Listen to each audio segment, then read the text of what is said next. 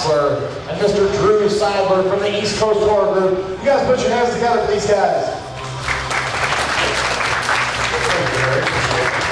All right, continuing on with the panels of this afternoon, we're going to do the Children of the Corn panel. So let's bring up Mr. John Franklin and Mr. Courtney Gains.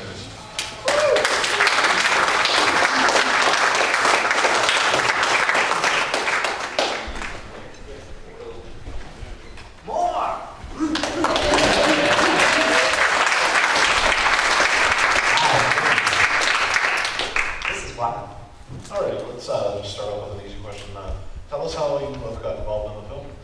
I'll take it, John. Oh, seriously? All right. I had from Chicago originally, south suburbs, Blue Island, Illinois. Across the street from White Castles. White Castles! Just moved out to California, and like 3 or 4 weeks after I got out there, I had the audition, got an agent right away because I was 24. It looked like I was 12. That's walking fetus. Just after the second audition, I noticed that they were just kind of bringing in Malachi's to read with me. So I go, okay, you never want to get full of yourself because everything falls through. But yeah, then they later on told me, even at the first audition, they were worried about having that part, the maturity and the creepiness, and that's how I got it. Just boom, shot out of the deep. So I had to audition for it twice. I had auditioned for that casting director once before. She was being very supportive with trying to find me work. So the first audition was without John, and I don't know if you've ever heard the story, but I pulled one of those plastic knives on the casting director and put it under his throat, and he kind of wet his pants, and that's what got me to the second round, which was John. And I had figured at that point too, it was only Malachi's coming in, so that this guy got the job. So I just remember grabbing him by the lapel and shaking the hell out of him. And here we are 30 plus years later. Being the first film for both of you guys, what did you guys take away being young on set from Children of the Corn that would help you grow great? For me, I have to say I've been studying about 5 years, and I was taking it pretty seriously. What was the most important thing to me, honestly, was to prove to myself that I belong, that I could act. And at the end of that film, I did. I really felt like I had shown up and given it my best. I had no idea it would turn into this, but I did know that I was like, okay, I can do this. I can do this. That really was the number one thing for me. That's what I took away. With me, I'd previously been a stage-trained actor, and I went to the University of Illinois, Champaign-Urbana, majored in theater, and it was just a discipline. Right after college, I went to Chicago. I was doing professional activity theater, and you're doing 8 shows a week. And if it's whatever show, you've got to keep your body and take care of it. You have to take care of your throat. If you're singing, I did Oliver with Davy Jones, and Miami Beach for 3 months, and Seattle for another 3 months throughout in the 90s. But you just really have to be ready and take care of yourself and give yourself over to that project. And I just always believe, and any younger actor asked me for advice, I said, do plays, theater, and you learn that discipline. You have to show up on time, half an hour early minimum. You have to know your lines. You're fired. So that's what I wanted to prove to myself on Children of the Corn. And the first day on the set of Children of the Corn was that big speech scene. And they're going boom, boom, and you have marks. So at the time you finish the speech, and then he who walks behind the rows, it's I will send outfinders amongst you. Boom, and you have to walk to all your spots exactly and make it look like you're not, oh, I'm not a baby guy, okay. So it's a complete discipline, and that was the first film I've done. I've done a lot of stage where you can just kind of walk around.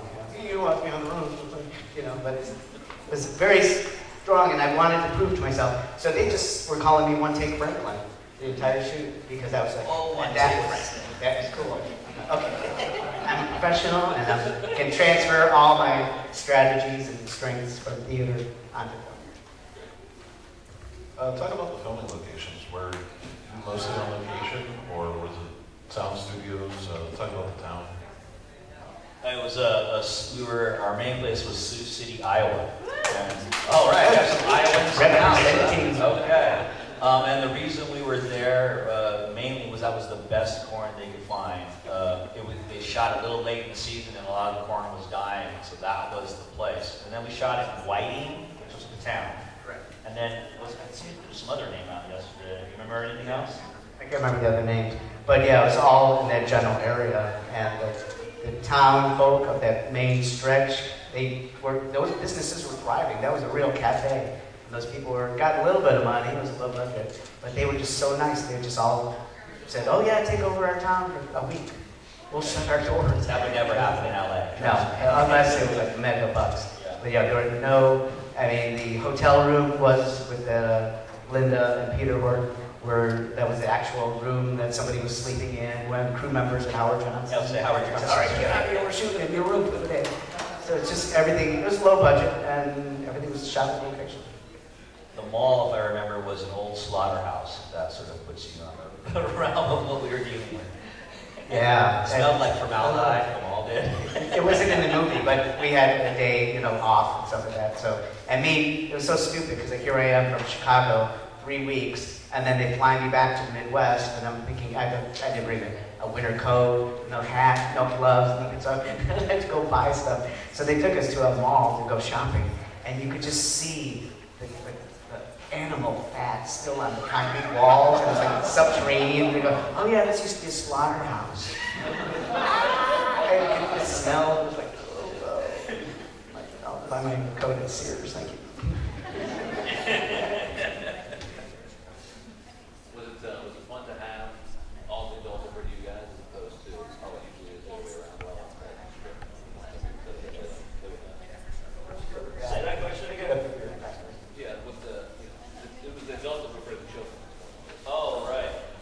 Well, yeah, people asked me before, like, were you scared at all? I was like, no, I was a Malachi. Everybody was scared of me, right? So that was that factor. But what Fritz Kirsch did was he kind of pitted people against, he had me never be nice to little kids in real life. He was like, don't be nice to them. Like, have them, they want to scare you. Then I realized he kind of did the same thing with Peter Horton for me, because Peter Horton was not very nice to me. And I realized it was just, he was creating tension, he wanted it to feel real. And I think it worked, Whereas with me, Isaac, he was a very charming character. I think that's what I love about, he's whatever boy possessed creature.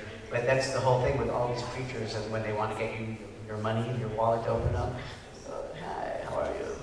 And those are the best villains too, I think, really, when they've got charm, and they'll realize also, you're like, here's my wallet, take my credit card. Isaac did not take a piece of them. Or your soul in John Skins. So talk about, did you have to stick to the script, or did you have a lot of input into what we saw on the screens for your characters? And Courtney, were you sick and tired of yelling Outlander by the end of the shoot? Well, don't have the Outlander version. For me, it was just the page. When you do a play, and I just was, again, coming from the theater, you don't change anything. There's no improv. I didn't know on a film set, or TV sets now, obviously, years later, that you could kind of tweak things in improv.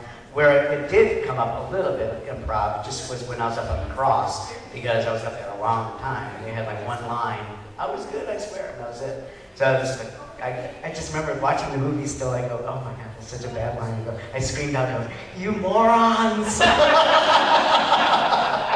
think of anything better than, you morons!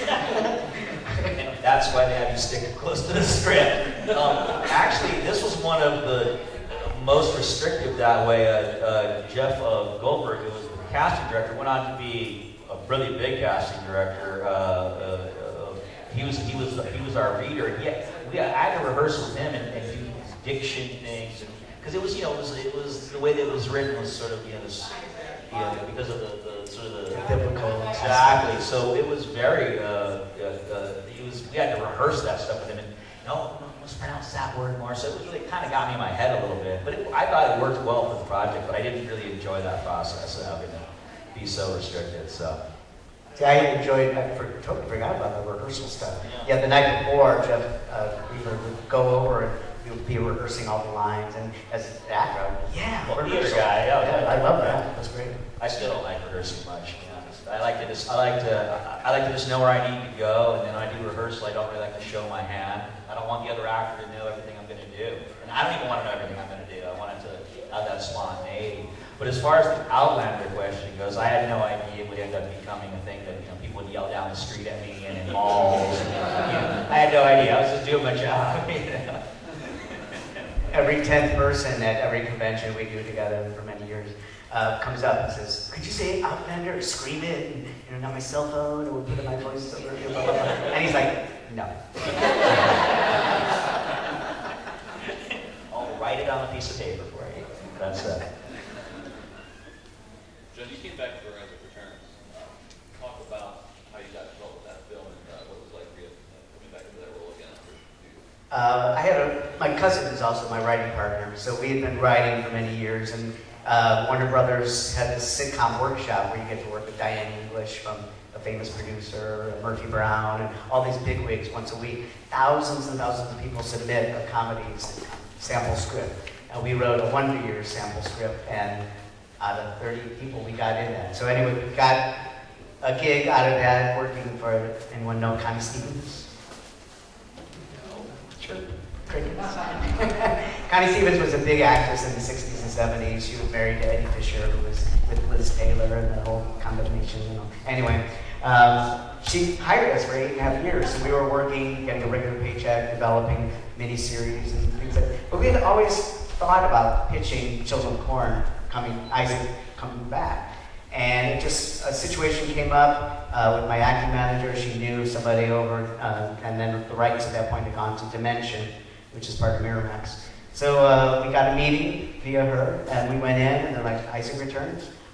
No brainer, hello." We're desperate for ideas. They're running out of ideas by then. It's number 6. So of course it's 6. I go, "Hello, it's got to be 666." So we just were lucked out and got in that.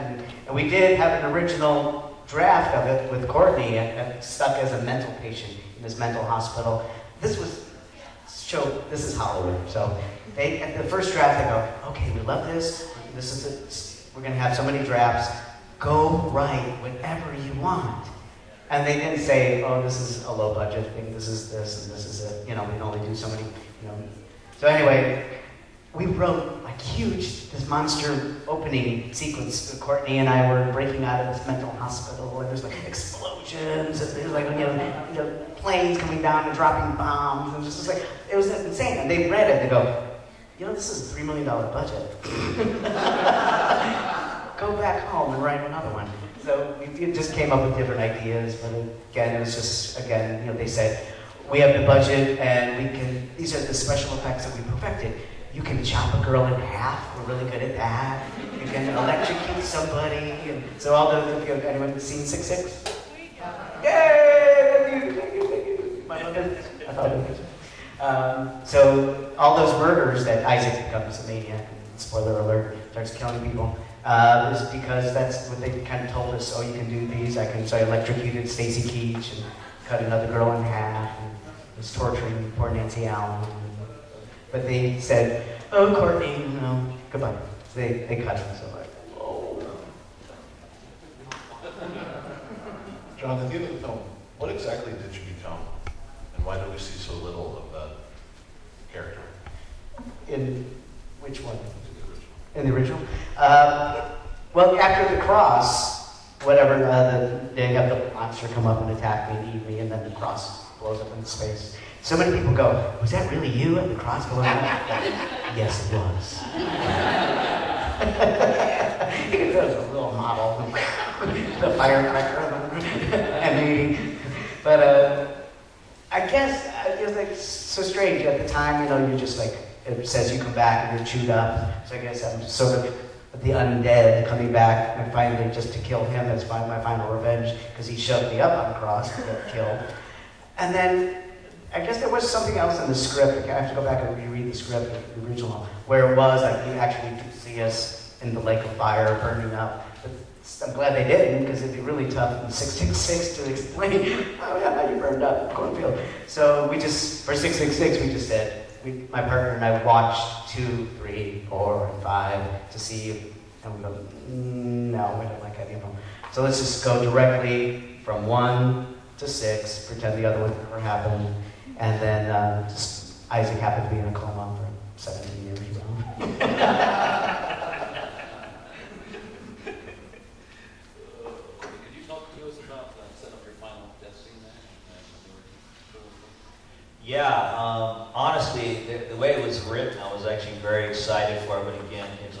budget, time restraint thing. What he was supposed to do was actually pick me up and grab me and like, you know, with supernatural powers and drag me through the cornfield, you know, while I'm freaking out. You know, which I was really excited about and was kind of banking on because, you know, I knew that I had, you know, played the character, you know, pretty badass, tough guy the whole way. I was sort of banking on this watch it fall apart thing, you know, and they really took that away. And, you know, just went for the quick, you know, neck break thing. And so they didn't really do any coverage.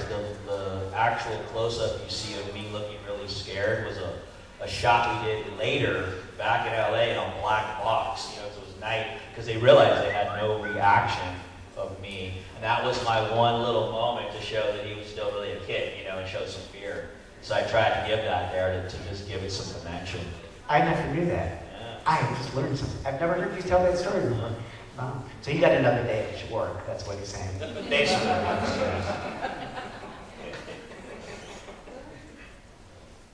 Not all Stephen King book stories translate well to film.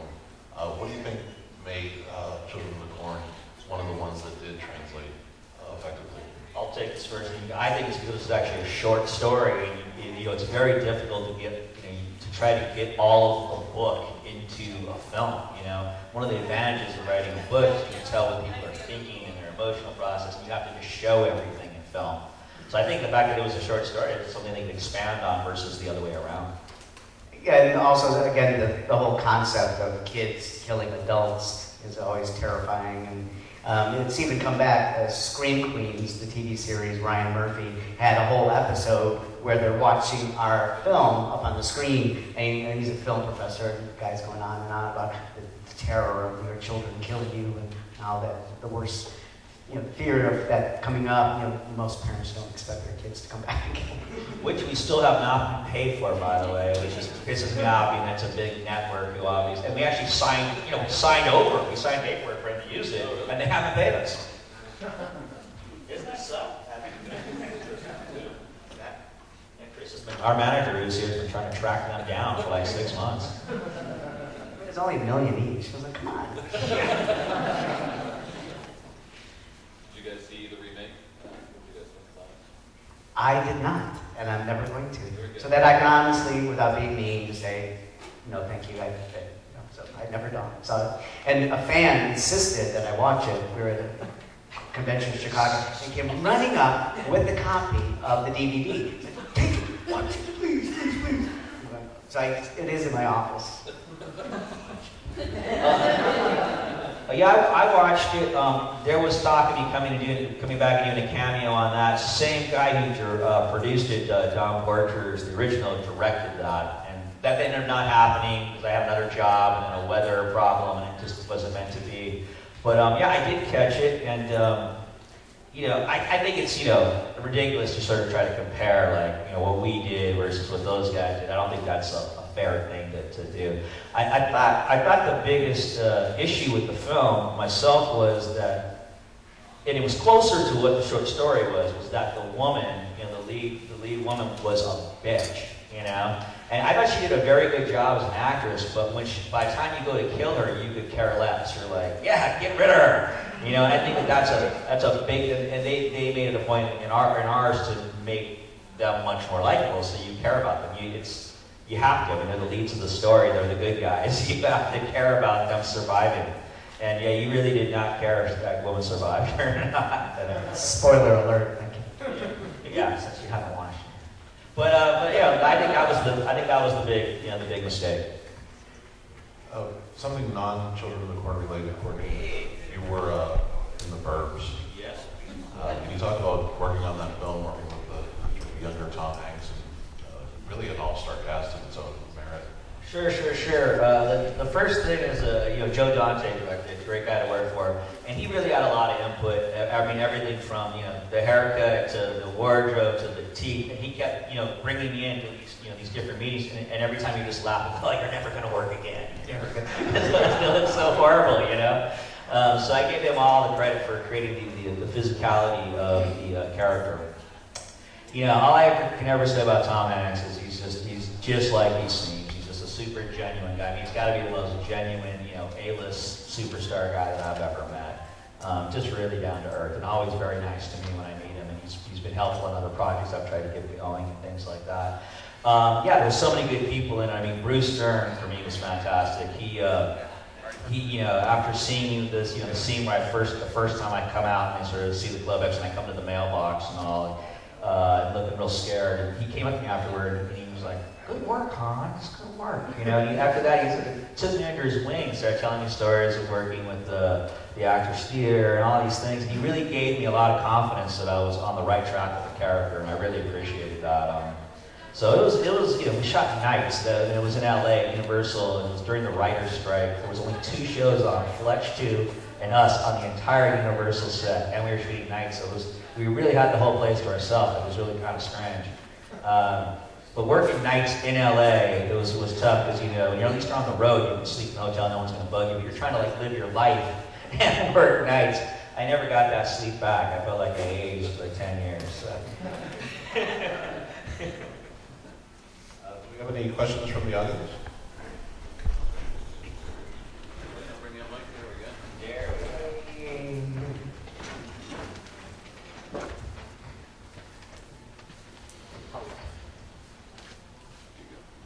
Hello. So, you know what's coming. I have to know, Courtney, if you have any interesting stories about working with Divine, who obviously I love, on What's in With Us. Yeah, first I want to say, you know, Divine was great. And yeah, the first thing was when I got cast, I knew the cast directors a bit. They used to come to this workshop I was in. And, you know, I was like the youngest guy in that cast. And right before I left, they go, "If you have any problems, the first AD is straight." I'm like, what? That scared me, you know? And then I get to we shot it in New Mexico in Santa Fe, and the first thing I see is Divine in the back of a truck, supposed to be on a horse, right? You know, it's just a truck with the whip going, "Hey-ya! Hey-ya!" What have I got myself into, right? But he was fantastic and really great to work with. And just super chill. At the end of the day, he would always be sitting on his the steps of his trailer, waiting for his ride. He'd wear this very nice sort of, always wore this white sweats and this little diamond earring, and he'd be smoking a killer pinner of weed, waiting for his ride to come. He'd really get baked up there because it's higher altitude. You know, this man's not hard days when I thought. Just waiting for his ride to come. You know, it was super chill. It was medicinal pop. Yes, he was so far ahead of his time. He was doing medicinal before it was medicinal, you know. Those are my Divine stories. Anybody else have a question? Anybody? Come on, look at your Don't be shy. All right. My IQ. Well, Courtney and John, thank you guys so much. Excellent. Thank you very much for coming. Coming out.